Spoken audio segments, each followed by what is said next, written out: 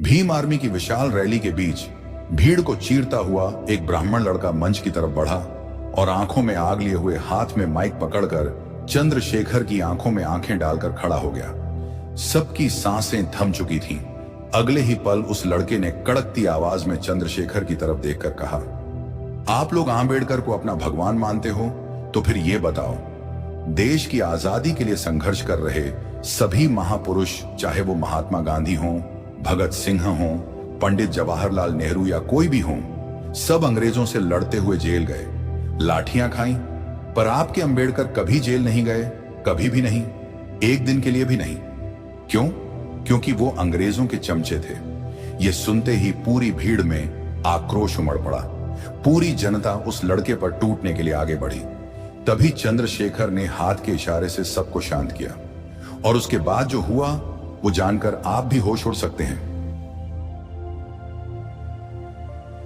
नमस्कार दोस्तों, इतिहास की किताबें अक्सर हमें वही बताती हैं जो सत्ता और समय के अनुकूल होता है, लेकिन कभी कभी सच की गूंज किताबों के पन्नों से निकलकर आम जनता के बीच एक ऐसा सैलाब लाती है जो सोचने का नजरिया हमेशा के लिए बदल देता है।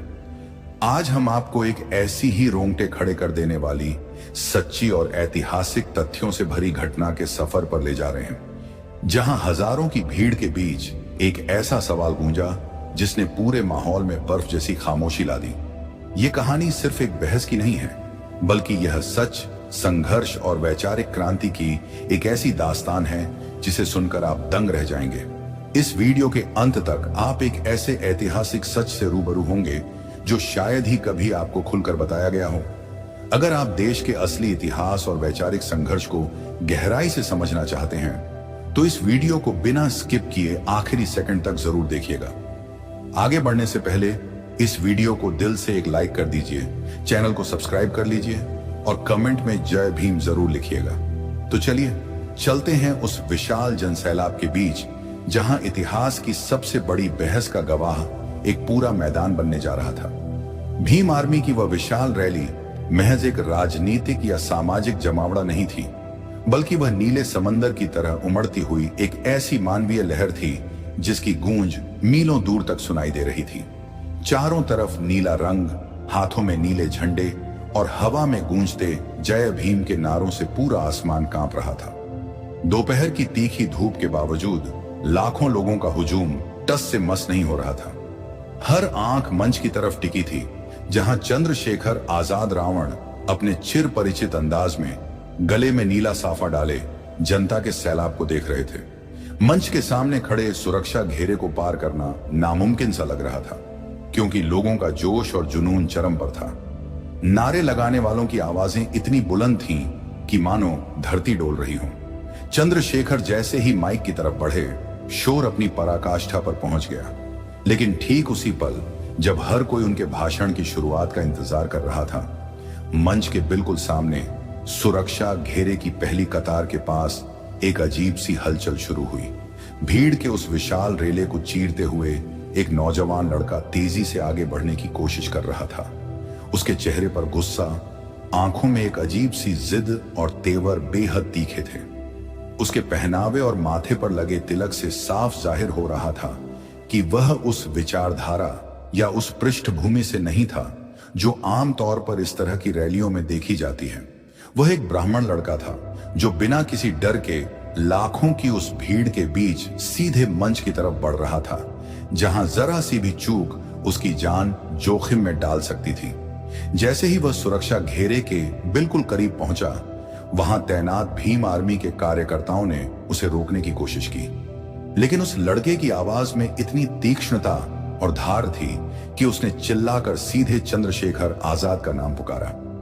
उसकी आवाज इतनी ऊंची थी कि मुख्य लाउडस्पीकर की आवाज के बीच भी वह मंच तक जा पहुंची।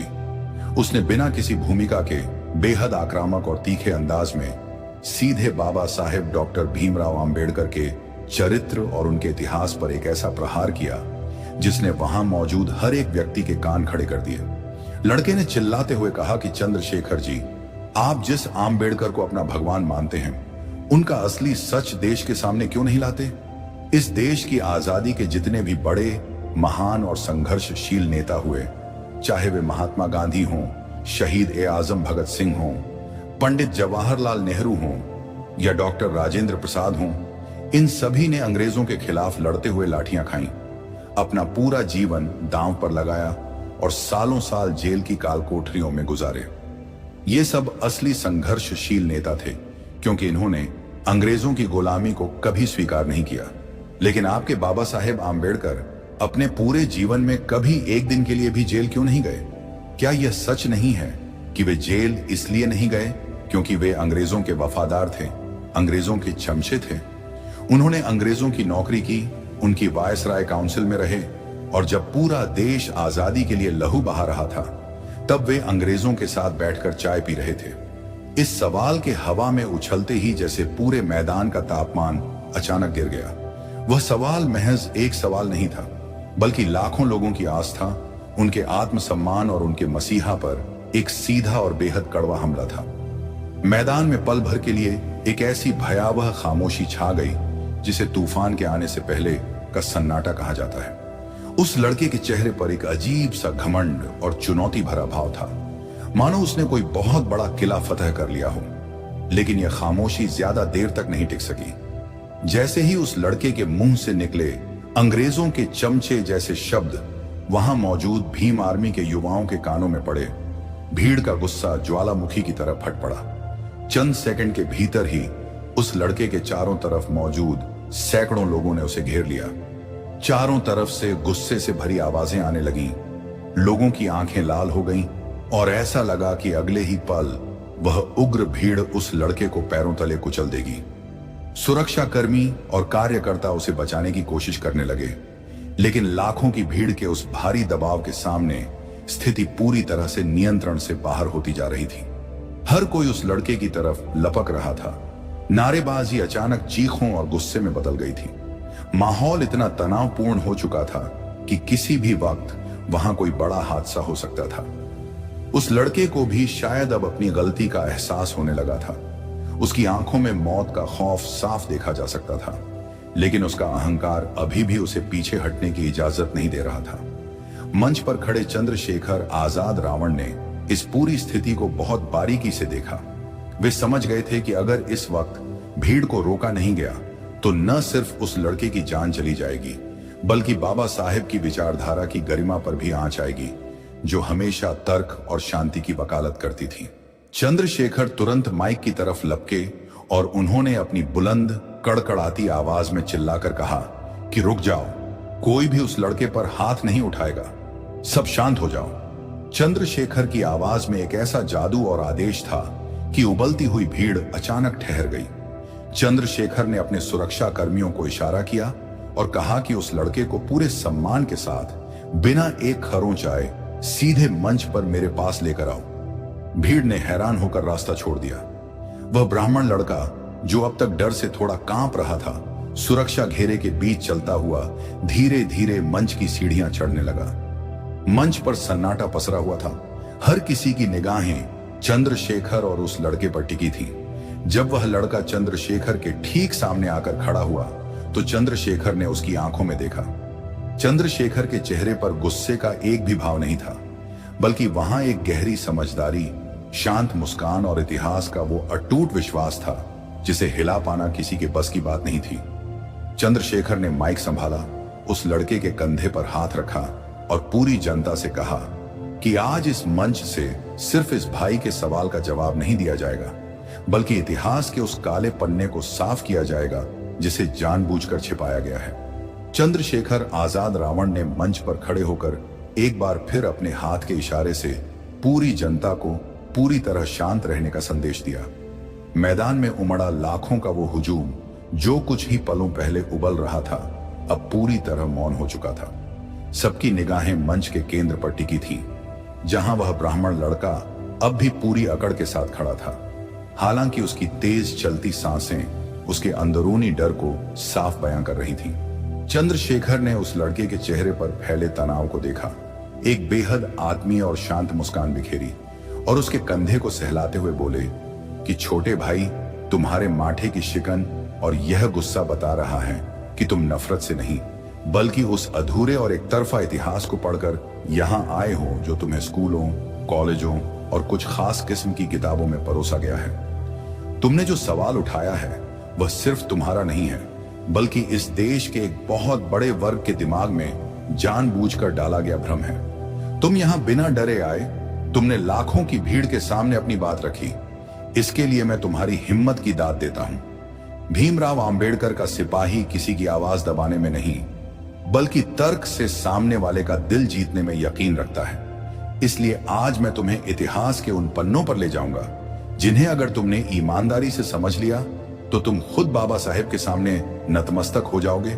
चंद्रशेखर ने माइक को थोड़ा और करीब किया और मैदान में बैठे लाखों लोगों के साथ साथ सीधे उस लड़के की आंखों में देखते हुए अपनी बात शुरू की। उन्होंने कहा कि भाई, तुमने कहा कि गांधी, नेहरू, भगत सिंह और राजेंद्र प्रसाद जैसे नेता अंग्रेजों के खिलाफ लड़ते हुए जेल गए, इसलिए वे महान और संघर्षशील थे, जबकि बाबा साहेब कभी जेल नहीं गए। तुम्हारा यह तर्क पहली नजर में उन लोगों को बहुत सही लगता है जो इतिहास को सिर्फ ऊपरी तौर पर देखते हैं, लेकिन कभी तुमने यह ठंडे दिमाग से सोचा है कि जेल जाना आखिर किस बात का प्रतीक था? अंग्रेजों के दौर में जेल वे लोग जाते थे जो अंग्रेजों के बनाए कानूनों को तोड़ते थे, सत्याग्रह करते थे या उनके खिलाफ राजनीतिक आंदोलन चलाते थे। गांधी जी और नेहरू जी का संघर्ष एक राजनीतिक आजादी का संघर्ष था। वे एक ऐसे समाज से आते थे जो सामाजिक रूप से इस देश में सर्वोच्च स्थान पर था। उनके पास जमीनें थी, संपत्ति थी, समाज में सम्मान था और उनके पीछे एक पूरा समाज खड़ा था। वे जब जेल जाते थे तो उनके पीछे उनके परिवारों को भूखा नहीं मरना पड़ता था और न ही समाज उन्हें अछूत समझकर उनके कुएं का पानी बंद करता था। उनका मुकाबला सिर्फ एक दुश्मन से था और वह दुश्मन था गोरी चमड़ी वाला अंग्रेज जो 7 समंदर पार से आया था। लेकिन क्या तुमने कभी उस पृष्ठभूमि को समझने की कोशिश की है जिससे बाबा साहेब डॉक्टर भीमराव अंबेडकर निकल कर आए थे? चंद्रशेखर की आवाज में अब एक गंभीर और भारीपन आ गया था। उन्होंने कहा कि छोटे भाई, बाबा साहेब का मुकाबला सिर्फ बाहर से आए अंग्रेजों से नहीं था। उनका मुकाबला इस देश के भीतर पनप रही हजारों साल पुरानी उस अमानवीय व्यवस्था से था जिसने इस देश के करोड़ों इंसानों को जानवरों से भी बदतर जिंदगी जीने पर मजबूर कर रखा था। एक तरफ गोरे अंग्रेज थे तो दूसरी तरफ इस देश के वो काले अंग्रेज थे जो अपने ही भाइयों को छूना भी पाप समझते थे। बाबा साहेब के संघर्ष का दायरा इतना बड़ा और जटिल था कि उसकी तुलना किसी दूसरे नेता से की ही नहीं जा सकती। जब गांधी जी या नेहरू जी जेल जाते थे तो देश की जनता उन्हें मसीहा मानकर पूजती थी, उनके समर्थन में जुलूस निकलते थे। लेकिन अगर बाबा साहेब अंग्रेजों के बनाए किसी राजनीतिक कानून को तोड़कर जेल चले जाते तो जानते हो क्या होता? इस देश का जो शोषित, वंचित और अछूत समाज सदियों से गुलामी की जंजीरों में जकड़ा हुआ था, जिसकी आवाज उठाने वाला पूरे इतिहास में कोई दूसरा नहीं था, वह अनाथ हो जाता। बाबा साहेब के पास जेल जाकर हीरो बनने की सहूलियत नहीं थी, क्योंकि उनके कंधों पर करोड़ों बेजुबान लोगों को जिंदगी का हक दिलाने की एक बहुत बड़ी जिम्मेदारी थी। चंद्रशेखर ने लड़के की ओर करीब आते हुए कहा कि इतिहास गवाह है कि जब कोई राजनीतिक कैदी जेल जाता था तो अंग्रेजों की जेलों में भी उनके लिए एक अलग श्रेणी होती थी। उन्हें पढ़ने के लिए किताबें मिलती थीं, लिखने के लिए कागज कलम मिलते थे और उनके साथ एक हद तक मानवीय व्यवहार किया जाता था। लेकिन इस देश के अछूतों की जिंदगी कैसी थी? वे तो बिना किसी अपराध के पैदा होने के दिन से ही एक ऐसी सामाजिक जेल में बंद थे जिसकी दीवारें अदृश्य थीं, लेकिन बेहद मजबूत थीं। उनके गले में हांडी और पीठ पर झाड़ू बांध दी जाती थी ताकि उनकी थूक से धरती अपवित्र न हो और उनके पैरों के निशान मिटते चले जाएं। क्या यह किसी जेल की काल कोठरी से कम भयानक था? बाबा साहेब का मकसद सिर्फ सत्ता का परिवर्तन नहीं था। वे जानते थे कि अगर अंग्रेज चले भी गए और देश की सत्ता उन्हीं पुरानी रूढ़िवादी ताकतों के हाथ में आ गई तो इस देश के करोड़ों दलितों, पिछड़ों और आदिवासियों की जिंदगी में कोई बदलाव नहीं आने वाला। वे अंग्रेजों की गुलामी से आजाद होकर फिर से उसी सामाजिक गुलामी के दलदल में धकेल दिए जाएंगे। इसलिए बाबा साहेब ने एक बेहद रणनीतिक और दूरदर्शी रास्ता चुना। उन्होंने तय किया कि वे सड़क पर पत्थर फेंककर या जेल जाकर अपनी ऊर्जा और समय को नष्ट नहीं करेंगे, बल्कि वे उस ताकत को हासिल करेंगे जिससे इस देश की पूरी व्यवस्था को बदला जा सके, और वह ताकत थी शिक्षा और कानून। मैदान में मौजूद भीड़ बिना पलक झपकाए चंद्रशेखर की एक एक बात को सुन रही थी। उस ब्राह्मण लड़के के चेहरे का गुस्सा अब धीरे धीरे गायब हो रहा था और उसकी जगह एक गहरी हैरानी और असमंजस ले रही थी। चंद्रशेखर ने बात को आगे बढ़ाते हुए कहा कि तुमने बाबा साहेब को अंग्रेजों का वफादार या चमचे कहा। यह इस सदी का सबसे बड़ा झूठ है जो तुम्हें सिखाया गया है।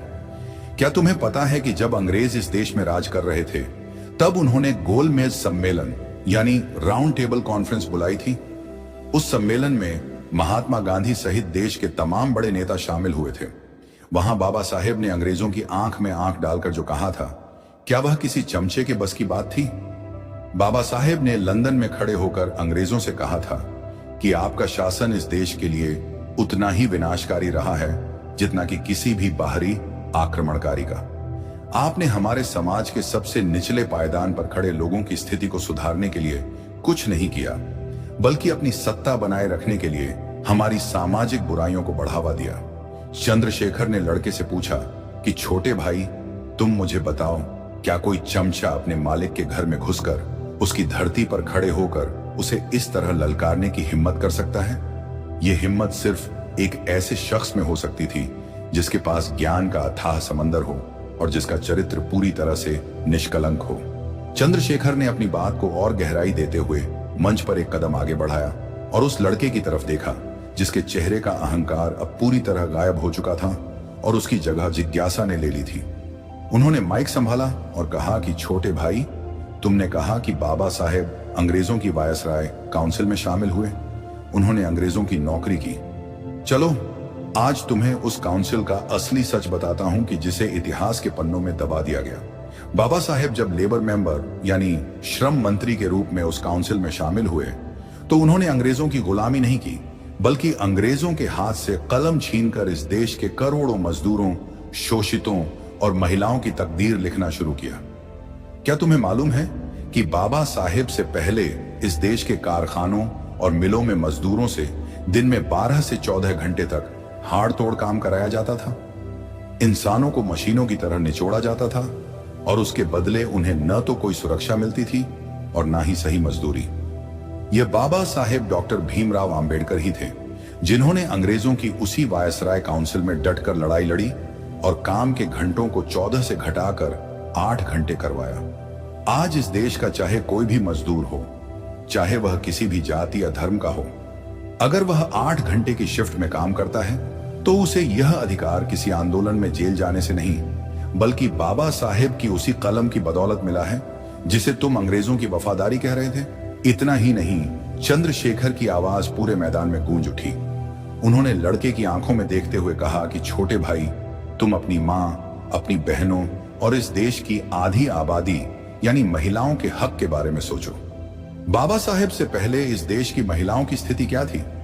चाहे वह किसी भी जाति की महिला हो, उसे संपत्ति का अधिकार नहीं था, उसे शिक्षा का अधिकार नहीं था और काम करने वाली महिलाओं को मातृत्व अवकाश यानी मैटरनिटी लीव जैसी कोई सहूलियत नहीं मिलती थी। बाबा साहेब ने उसी ब्रिटिश हुकूमत के दौरान मैटरनिटी बेनिफिट एक्ट पास करवाया ताकि एक माँ जब किसी बच्चे को जन्म दे तो उसकी नौकरी ना छूटे और उसे पूरे वेतन के साथ छुट्टी मिले। उन्होंने कोयला खदानों में काम करने वाली महिलाओं के लिए समान काम के लिए समान वेतन की व्यवस्था लागू करवाई। क्या कोई चमचा अंग्रेजों की सत्ता में बैठकर अपने देश की महिलाओं और मजदूरों के लिए ऐसे क्रांतिकारी कानून बनवा सकता है? चमचे तो राजाओं की जी हजूरी करते हैं, लेकिन बाबा साहेब वहां बैठकर हक छीन रहे थे। मैदान में चारों तरफ खामोशी थी, लोग मंत्रमुग्ध होकर सुन रहे थे। चंद्रशेखर ने आगे कहा कि तुमने भगत सिंह, नेहरू और गांधी जी के जेल जाने का जिक्र किया। भगत सिंह एक क्रांतिकारी थे, उनका रास्ता अलग था। गांधी और नेहरू राजनीतिक नेता थे, उनका रास्ता अलग था। लेकिन बाबा साहेब का रास्ता इन सब से जुदा और कहीं ज्यादा कठिन था। बाबा साहेब जानते थे कि अगर वे लाठी लेकर सड़क पर उतरते या जेल चले जाते तो अंग्रेजी हुकूमत उन्हें सालों के लिए बंद कर देती। उस दौरान इस देश के अछूतों, दलितों और पिछड़ों को शिक्षा की मुख्य धारा में कौन लाता? उनके लिए स्कॉलरशिप की व्यवस्था कौन करता? उन्हें विदेशों में पढ़ने भेजने का इंतजाम कौन करता? बाबा साहेब ने खुद को एक ऐसे हथियार के रूप में तैयार किया जिसका तोड़ अंग्रेजों के पास भी नहीं था, और वह हथियार था सर्वोच्च ज्ञान। अंग्रेजों के पास बड़ी बड़ी सेनाएं थीं, बंदूकें थीं, और वे किसी भी आंदोलन को बलपूर्वक कुचल सकते थे। लेकिन जब उनके सामने कोलंबिया यूनिवर्सिटी और लंदन स्कूल ऑफ इकोनॉमिक्स से पढ़कर निकला एक ऐसा बैरिस्टर खड़ा हुआ जो कानून की हर एक बारीक समझ रखता था, तो अंग्रेजों के पसीने छूट जाते थे। वे बाबा साहेब को नजरअंदाज नहीं कर सकते थे, क्योंकि पूरे भारत में कानून और अर्थशास्त्र का उनके जैसा विद्वान कोई दूसरा नहीं था। बाबा साहेब ने अंग्रेजों की प्रशासनिक व्यवस्था के भीतर घुसकर उस व्यवस्था को कमजोर किया और अपने लोगों के लिए अधिकारों के दरवाजे खोले। उन्होंने उस समय कहा था कि मैं पहले एक भारतीय हूं और अंत तक एक भारतीय ही रहूंगा। उनकी देशभक्ति पर सवाल उठाने से पहले यह सोचना जरूरी है कि क्या देश सिर्फ मिट्टी और सीमाओं का नाम है, या देश का मतलब उसमें रहने वाले करोड़ों जीते जागते इंसान हैं। अगर देश का मतलब इंसान है, तो बाबा साहेब ने इस देश के करोड़ों अछूत माने गए इंसानों को इंसानियत का दर्जा दिलाकर इस सदी की सबसे बड़ी देशभक्ति की थी। चंद्रशेखर ने एक पल का विराम लिया, हवा में हाथ उठाकर भीड़ को पूरी तरह से बांधे रखा और फिर उस लड़के के कंधे पर थोड़ा और भरोसा देते हुए बोले कि छोटे भाई, अब मैं तुम्हें इतिहास के उस मोड़ पर ले चलता हूं जिसे पूना पैक्ट कहा जाता है। साल 1932 का वो दौर था जब अंग्रेजों ने दलितों को कम्युनल अवार्ड के तहत पृथक निर्वाचन का अधिकार दिया था। इसका मतलब यह था कि अछूत समाज अपने प्रतिनिधि खुद चुनेगा और उन्हें 2 वोट देने का अधिकार मिलेगा, एक अपने प्रतिनिधि के लिए और दूसरा सामान्य प्रतिनिधि के लिए। यह शोषितों को राजनीतिक रूप से सशक्त करने का सबसे बड़ा जरिया था। लेकिन महात्मा गांधी इसके खिलाफ आमरण अनशन पर बैठ गए। वे यरवदा जेल में थे और उनका कहना था कि इससे हिंदू समाज टूट जाएगा। पूरे देश में यह माहौल बना दिया गया कि अगर गांधी जी को कुछ हुआ तो उसके जिम्मेदार सिर्फ और सिर्फ डॉक्टर आंबेडकर होंगे। सोचो उस महापुरुष के दिल पर क्या गुजरी होगी, जिसके एक तरफ करोड़ों अछूतों के सदियों पुराने हक थे और दूसरी तरफ देश के सबसे बड़े राजनीतिक नेता की जिंदगी। देश भर में दलितों की बस्तियों पर हमले होने का खतरा मंडरा रहा था। अगर बाबा साहेब अड़ जाते तो देश में एक भयानक गृह युद्ध छिड़ सकता था। लेकिन बाबा साहेब ने वहां अपनी दूरदर्शिता और महानता का परिचय दिया। उन्होंने गांधी जी की जान बचाने के लिए अपने लोगों के उस सबसे बड़े अधिकार की कुर्बानी दे दी और पूना पैक्ट पर दस्तखत किए, जिसके बदले में आज हमें विधानसभाओं और संसद में सुरक्षित सीटें मिली हैं। तुम मुझे बताओ, जो इंसान देश की एकता और शांति के लिए अपने समाज के सबसे बड़े राजनीतिक अधिकार को हंसते हंसते कुर्बान कर दे, क्या उस पर देशभक्ति का शक किया जा सकता है? क्या कोई चमचा ऐसा त्याग कर सकता है? चंद्रशेखर ने अपनी आवाज को और गंभीर करते हुए कहा कि तुमने भगत सिंह का नाम लिया। शहीद-ए-आजम भगत सिंह इस देश की आन बान शान है और हम सब उनके चरणों की धूल हैं। लेकिन क्या तुम्हें पता है कि जब भगत सिंह जेल में थे और अपनी प्रसिद्ध किताब मैं नास्तिक क्यों हूं लिख रहे थे, या जब वे देश की समस्याओं पर विचार कर रहे थे, तब उन्होंने अपने लेखों में अछूतों की समस्या पर क्या लिखा था? भगत सिंह ने अपने लेख अछूत का सवाल में साफ साफ लिखा था कि असली आजादी तब तक नहीं आ सकती जब तक हम इन करोड़ों इंसानों को गले नहीं लगाते। और उन्होंने दलित समाज के युवाओं से आह्वान करते हुए कहा था कि तुम उठो, विद्रोह करो और अपने हक के लिए लड़ो। तुम किसी दूसरे पर भरोसा मत करो। भगत सिंह ने खुद जिस आंबेडकरवादी सोच का समर्थन किया था, उसी सोच को आज तुम अंग्रेजों की चमचागिरी कह रहे हो। असल में सच ये है कि आजादी के आंदोलन की 2 धाराएं थीं। एक धारा थी जो अंग्रेजों से देश की सत्ता वापस चाहती थी, जिसे राजनीतिक आजादी कहते हैं, और दूसरी धारा बाबा साहेब की थी, जो देश के भीतर इंसानों को इंसानों से आजादी दिलाना चाहती थी, जिसे सामाजिक आजादी कहते हैं। बाबा साहेब का मानना था कि अगर देश आजाद हो गया लेकिन छुआछूत, जातिवाद और गैर बराबरी वैसी ही रही, तो एक गरीब, एक दलित और एक पिछड़े के लिए सिर्फ शासक बदलेंगे, उसकी जिंदगी की जिल्लत नहीं बदलेगी।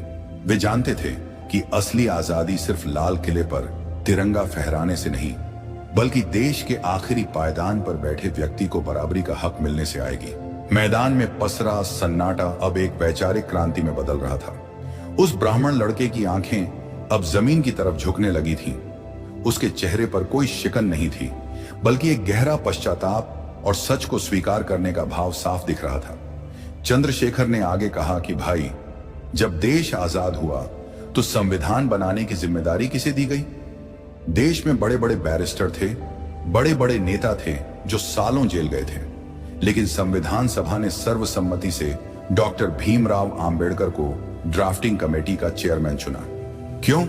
क्योंकि वे जानते थे कि जेल जाना एक राजनीतिक योग्यता हो सकती है, लेकिन एक बिखरे हुए, विविधताओं से भरे और जख्मी देश को एक सूत्र में पिरोने के लिए जिस आधुनिक ज्ञान, कानूनी समझ और निष्पक्ष विजन की जरूरत थी, वह सिर्फ और सिर्फ बाबा साहेब के पास थी। उन्होंने 2 साल, 11 महीने और 18 दिन, रात दिन एक करके इस देश को दुनिया का सबसे खूबसूरत संविधान दिया, जिसने तुम्हें, मुझे और इस देश के हर नागरिक को वोट का समान अधिकार दिया। एक राजा के वोट की कीमत भी वही है जो एक मजदूर के वोट की है। यह बराबरी बाबा साहेब ने हमें दी है। चंद्रशेखर ने उस नौजवान के झुके हुए सिर को देखा और बड़े ही स्नेह से उसके दोनों हाथों को अपने हाथों में ले लिया। मैदान की खामोशी अब अपने चरम पर थी, मानो हवा भी इस ऐतिहासिक संवाद को सुनने के लिए ठहर गई हो। चंद्रशेखर ने माइक को अपने होठों के करीब लाते हुए कहा कि मेरे छोटे भाई, आज तुमने जो सवाल पूछा, मैं उसके लिए तुम्हारा आभारी हूं, क्योंकि तुम्हारे इस तीखे सवाल की वजह से आज लाखों युवाओं को इतिहास का वह सच जानने को मिला जो अक्सर उनसे छिपाया जाता है। बाबा साहेब डॉक्टर भीमराव आंबेडकर ने संविधान की शक्ल में इस देश को जो सबसे बड़ा तोहफा दिया, जानते हो वह क्या है? वह है समानता, स्वतंत्रता और बंधुत्व। उन्होंने संविधान की प्रस्तावना में सबसे पहले हम भारत के लोग लिखा। उन्होंने किसी एक जाति, किसी एक वर्ग या किसी एक धर्म का संविधान नहीं बनाया, बल्कि उन्होंने पूरे राष्ट्र को एक धागे में पिरो दिया। आज उसी संविधान की बदौलत तुम बिना किसी खौफ के लाखों की भीड़ के बीच अपनी बात रख पा रहे हो, और उसी संविधान की बदौलत यह नीले झंडों का समंदर तुम्हारी सुरक्षा के लिए शांति से खड़ा है। यही बाबा साहेब की असली देशभक्ति और उनकी महानता का प्रमाण है। चंद्रशेखर की बातें सुनकर उस ब्राह्मण लड़के की आंखों से आंसू छलक पड़े। उसका वह अहंकार, वह गुस्सा जो वह घर से लेकर आया था, वह इतिहास के इन अकाट्य तथ्यों के सामने पूरी तरह से पिघल चुका था। उसने चंद्रशेखर के सामने हाथ जोड़े और बेहद रुंधे हुए गले से माइक पर कहा कि भैया, मुझे माफ कर दीजिए। मैं सोशल मीडिया के झूठे प्रचार और अधूरी किताबों को पढ़कर एक बहुत बड़ा भ्रम अपने दिमाग में पाल बैठा था। मुझे लगता था कि जो जेल नहीं गया उसने देश के लिए कुछ नहीं किया, लेकिन आज मुझे समझ आया कि बाबा साहेब का संघर्ष किसी काल कोठरी में बंद होने से कहीं ज्यादा बड़ा था। वे तो खुद सदियों से बनी एक सामाजिक जेल को तोड़ने की लड़ाई लड़ रहे थे। आज आपने मेरी आंखें खोल दी हैं। अब मैं समझ गया हूं कि बाबा साहेब सिर्फ दलितों के नहीं, बल्कि इस देश के हर उस इंसान के मसीहा हैं जो न्याय, शिक्षा और समानता में विश्वास रखता है। लड़के ने वहीं मंच पर झुककर देश के संविधान और बाबा साहेब की सोच को नमन किया। जैसे ही उस लड़के के मुंह से यह स्वीकारोक्ति निकली, मैदान में मौजूद लाखों लोगों का गुस्सा पल भर में गायब हो गया। जो भीड़ कुछ समय पहले उबल रही थी, वह अब तालियों की गड़गड़ाहट और जय भीम के गगनभेदी नारों से गूंज उठी। चंद्रशेखर आजाद ने मुस्कुराते हुए उस लड़के को गले से लगा लिया। यह नजारा देखकर वहां मौजूद हर एक इंसान की आंखें नम हो गईं। यह इस बात का जिंदा सबूत था कि बाबा साहेब की विचारधारा नफरत से नहीं, बल्कि ज्ञान, तर्क और करुणा से सामने वाले का दिल जीतती है। मंच पर हुआ यह वैचारिक मिलन सिर्फ 2 इंसानों का नहीं था, बल्कि यह इस देश के युवाओं के बीच नफरत की दीवारों के ढने और एक नए समतामूलक भारत के निर्माण की शुरुआत का प्रतीक था। लाखों की वह भीड़ इस बात की गवाह बनी कि सच को कितनी भी कोशिश कर ली जाए, उसे छिपाया नहीं जा सकता, और जब सच सामने आता है तो वह हर पूर्वाग्रह को मिटाकर रख देता है। भीम आर्मी की वह रैली अब अपने मुकाम पर पहुंच चुकी थी, लेकिन वहां से घर लौट रहे हर एक व्यक्ति के दिल और दिमाग में एक नई ऊर्जा और वैचारिक स्पष्टता थी। उस मैदान ने आज एक ऐतिहासिक बहस को शांत होते और एक भटके हुए नौजवान को देश के असली नायक की महानता को स्वीकार करते देखा था। यह कहानी हमें सिखाती है कि इतिहास को सिर्फ नारों और जेल की तारीखों से नहीं, बल्कि समाज में आए क्रांतिकारी बदलावों और अधिकारों की कसौटी पर कसा जाना चाहिए। बाबा साहेब का जीवन और उनका योगदान इस देश की मिट्टी के कण कण में रचा बसा है, जिसे कोई भी झूठा प्रोपेगेंडा कभी मिटा नहीं सकता। आज का यह ऐतिहासिक दिन इस नीले समंदर के बीच हमेशा के लिए अमर हो गया, जिसने वैचारिक क्रांति की एक नई मिसाल पेश की थी। दोस्तों, आपको हमारी ये वीडियो कैसी लगी हमें कमेंट करके जरूर बताएं। हमें आपके विचारों का इंतजार रहेगा। वीडियो पसंद आई हो तो वीडियो को लाइक, शेयर और हमारे चैनल को सब्सक्राइब कर सकते हैं। वीडियो को यहां तक देखने के लिए आपका बहुत बहुत आभार।